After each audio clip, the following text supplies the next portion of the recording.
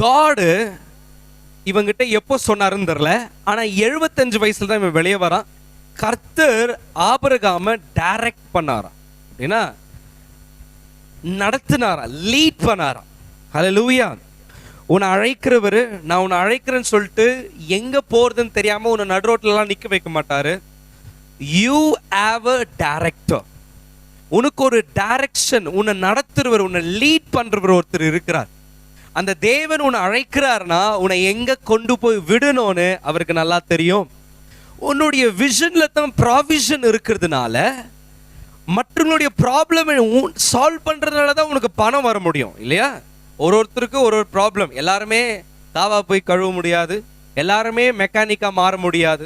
ஒரு விஷயம் ஒருத்தருக்கு தெரியுதுன்னா இன்னொருத்தருக்கு இன்னொன்னு தெரியாது.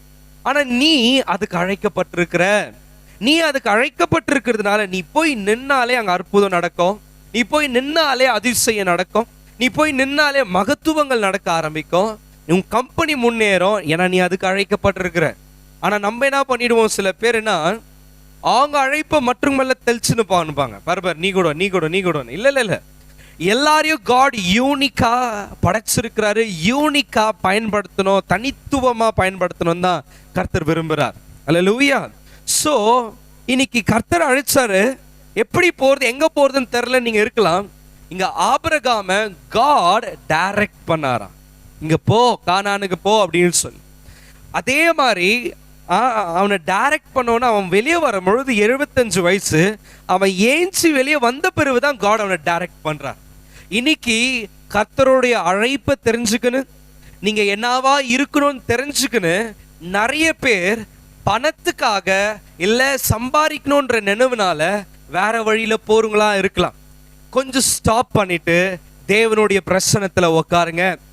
காட் உங்களை டைரக்ட் பண்றது அப்ப தெரிய ஆரம்பிக்கும். ஏன்னா பைபிள் சொல்லுது 75 வயசுல தான் ஆபிரகாம் வெளியே வரான். அப்பனா 75 வயசுல தான் கர்த்தர் அழைத்திருப்பாரான்னு சொன்னா எனக்கு தெரிஞ்சு இல்லைங்க. ஏன்னா பைபிள் சொல்லுது அவன் 75 வயசுல அவன் குடும்பத்தை அவன் தேசத்தெல்லாம் விட்டு வரான். அதுக்கு முன்னாடி அங்கதான் இருந்துக்கிறான். ஆனாலும் கர்த்தர் அவன் அழைப்பை மாத்தல.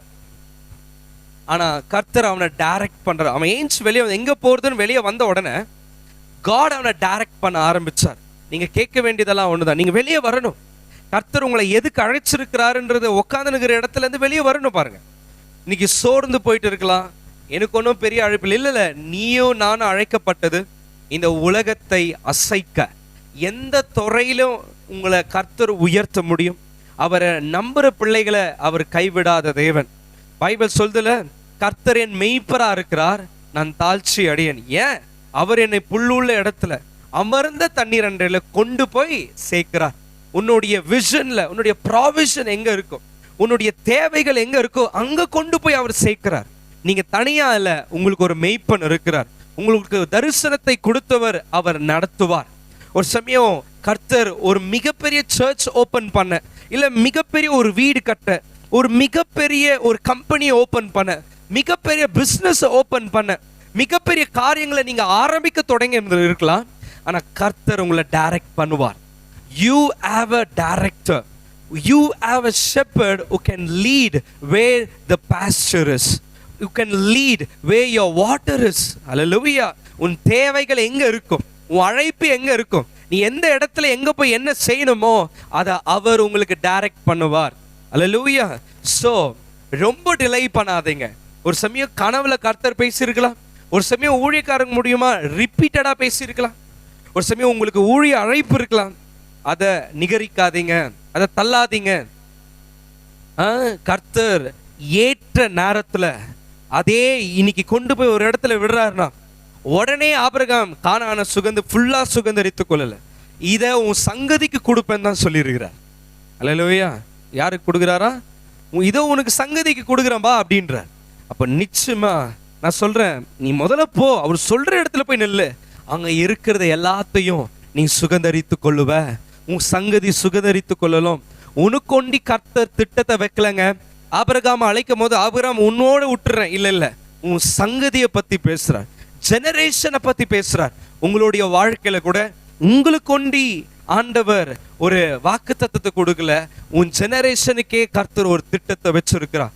உன் மூலியமா வருகிற உம்முடைய பிள்ளைகளுக்கு பிள்ளைகளுக்கு பிள்ளைகளுக்கு ஆண்டவர் தரிசனத்தை வச்சிருக்கிறார். ஸோ உங்களுடைய வாழ்க்கையில கூட ஆண்டவர் விட மாட்டாருங்க. அவர் எங்க உங்களை போக சொல்றார் போகணுன்றத அவர் இன்னைக்கு உங்களை டைரக்ட் பண்ணுவார். அந்த இடத்துல போய் நிற்பீங்க, அதுதான் உங்க இடமா மாறும். நீங்க அதை சுதந்திரித்துக் கொள்ளுவீங்க. நீங்களும் உங்க பிள்ளைகளும் அவைகள் எல்லாத்தையும் சுதந்திரித்துக் கொள்ளுவீங்க. கர்த்தர் உங்களை ஆசீர்வதிப்பாராக. ஆமென்.